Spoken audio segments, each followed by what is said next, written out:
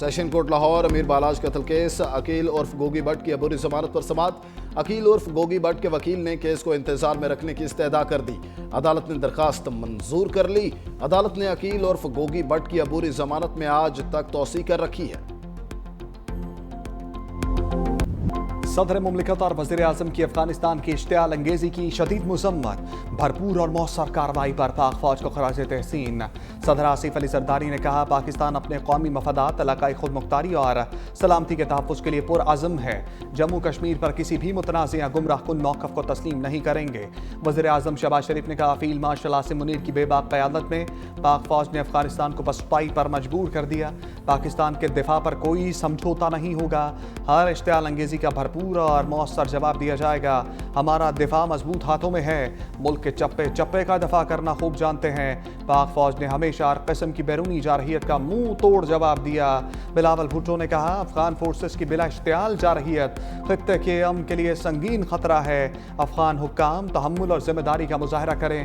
طالبان حکومت دہشت گرد تنظیموں کے خلاف قابل تصدیق اقدامات کرے۔ پاک افغان کشیدگی پر جاتی عمرہ میں ہم بیٹھک، وزیر اعظم شہباز شریف کی نواز شریف سے ملاقات، افغان طالبان کی جانب سے اشتعال انگیزی پر گفتگو، ملکی سیاسی صورتحال پر تفصیلی تبادلہ خیال، وزیر اعلیٰ پنجاب کی بھی شرکت۔ مریم نواز کی افغانستان کی جانب سے پاکستانی علاقوں پر بلا اشتعال جارحیت کی شدید مذمت، وزیر اعظم شہباز شریف سے وزیر داخلہ محسن نقوی کی ملاقات، ملکی داخلی سلامتی امن و امان کی صورتحال پر تبادلہ خیال، وزیر اعظم نے وزیر داخلہ اور ان کی ٹیم کی کاوشوں کو سراہا، شہریوں کے جان و مال کے تحفظ کے لیے مؤثر اقدامات جاری رکھنے کی ہدایت۔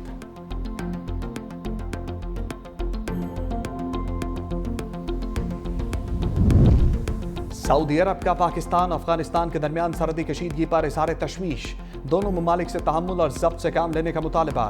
سعودی وزارت خارجہ مذاکرات پر زور دیتے ہوئے کہا بات چیت اور دانائی کی راہ ہی امن و استحکام کا راستہ ہے۔ خطے میں امن و استحکام کے لیے تمام علاقائی و عالمی کوششوں کی حمایت کی جائے گی۔ قطری وزارت خارجہ نے بھی فریقین سے سفارتکاری کو ترجیح دینے کا مطالبہ کرتے ہوئے کہا علاقائی امن و استحکام کے لیے دونوں ممالک اختلافات کو بات چیت سے حل کریں۔ ایران کا بھی پاک افغان سرحدی کشیدگی پر تشویش کا اظہار، علاقائی سالمیت کے لیے تحمل کے مظاہرے اور مذاکرات کی اپیل کر دی۔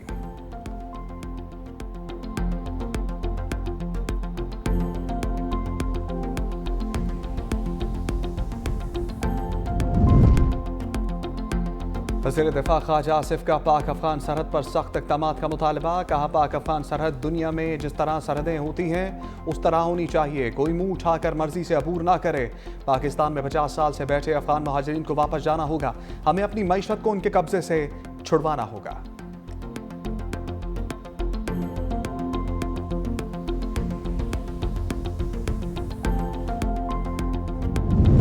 افغانستان کی سرحدی جارحیت کی شدید مذمت اور پاک افواج کو خراج تحسین پیش کرتے ہیں۔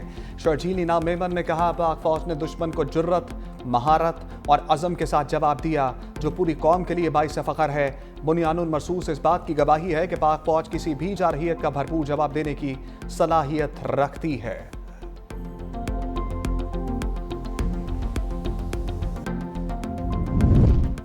طالبان حکومت کو پاکستان کے خلاف جارحیت کے لیے بھارت کی آشرواد، افغان وزیر خارجہ کی 6 دن سے بھارت میں موجودگی نے سوالات کھڑے کر دیے۔ امیر خان متقی کی بھارتی وزیر خارجہ سمیت متعدد رہنماؤں سے ملاقاتیں، افغان وزیر خارجہ پریس کانفرنسز میں پاکستان کے خلاف زہر اگلتے رہے۔ بھارتی میڈیا کا حسب معمول پاکستان کے خلاف پروپیگنڈا، مبصرین کہتے ہیں بھارت طالبان حکومت کو تسلیم نہیں کرتا، بھارت شکست کی ہزیمت مٹانے کے لیے طالبان کا استعمال کر رہا ہے۔ افغان طالبان نے سابق وزیر اعظم گلبدین حکمتیار کو بھی بیرون ملک سفر سے روک دیا۔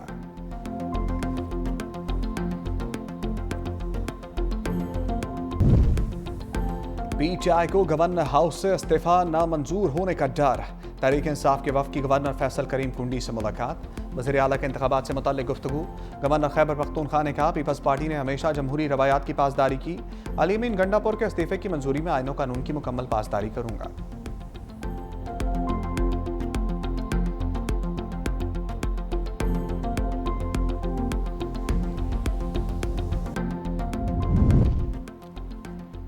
پی ٹی آئی سہیل آفریدی کو وزیر اعلیٰ منتخب کرانے کے لیے متحرک، تحریک انصاف وفد کی جنید اکبر کی قیادت میں باچا خان مرکز آمد، کہا PTI کو خیبر پختونخوا میں عددی اکثریت حاصل ہے. غیر جمہوری کرداروں کو روکنے کے لیے سہیل آفریدی کو منتخب کرانا چاہتے ہیں. میاں افتخار حسین نے کہا ANP کسی غیر آئینی اور غیر جمہوری عمل کا حصہ نہیں بنے گی.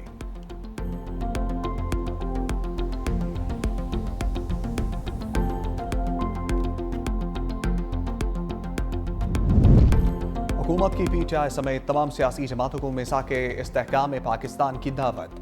وزیر اعظم کے مشیر رانا ثناء اللہ نے کہا PTI نے سیاست کرنی ہے تو انہیں مسلح افواج کے ساتھ کھڑا ہونا ہوگا. آپ نے فیصلہ کرنا ہے پاکستان کے ساتھ کھڑے ہیں یا افغانستان کے ساتھ. دہشت گردی کی آڑ میں ہم کب تک اپنے جوان سپوتوں کے جنازے اٹھاتے رہیں گے. پاکستان کی مسلح افواج ملکی دفاع کے لیے پوری طرح تیار ہے. افغانستان کو جارحیت کا مؤثر جواب دیا گیا. فیلڈ مارشل عاصم منیر کی قیادت میں بہادر مسلح افواج نے دشمن کو عبرتناک سبق سکھایا. رانا ثناء اللہ نے مذہبی جماعت سے اپنا احتجاج ختم یا مؤخر کرنے کی اپیل بھی کر دی.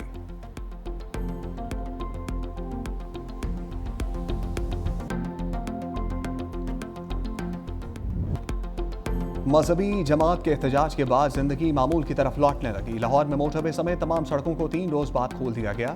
اسکیم موڑ سے یتیم خانہ چوک اور سمن آباد سے یتیم خانہ چوک کو بند. اورنج ٹرین اور میٹرو بس سروس کو بھی بحال نہ ہو سکی. اسلام آباد اور راولپنڈی کو ملانے والی فیض آباد مری روڈ سے فیض الاسلام تک ٹریفک مکمل بند. موبائل فون اور انٹرنیٹ سروس جزوی طور پر بحال.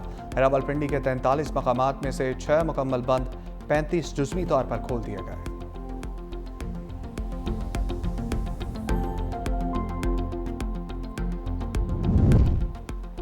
غزہ جنگ بندی کا اگلا مرحلہ آ گیا. یرغمالیوں کی رہائی پر دستخط کی تقریب آج مصر میں ہوگی. امریکی صدر مصری ہم منصب کے ہمراہ اجلاس کی مشترکہ صدارت کریں گے. وزیر اعظم شہباز شریف بھی کل مصر جائیں گے.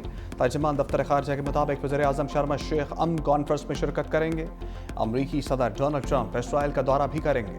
معاہدے کے تحت حماس ممکنہ طور پر 20 زندہ اور 28 مردہ یرغمالی اسرائیل کے حوالے کرے گی. بدلے میں اسرائیلی کال کوٹریوں میں قید 2000 فلسطینیوں کو رہائی ملے گی.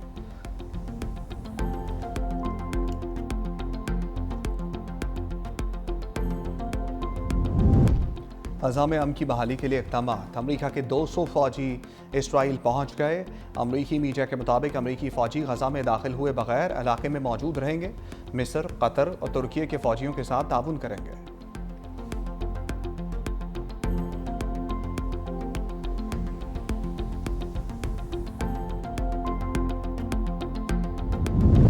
تیفی بٹ لاہور کے مقامی قبرستان میں سپرد خاک. خواجہ تعریف گلشن اور تیفی بٹ کی نماز جنازہ ادا. عزیز و اقارب اور اہل علاقہ کی شرکت. تیفی بٹ بالاش ٹیپو قتل کیس کا مرکزی ملزم تھا.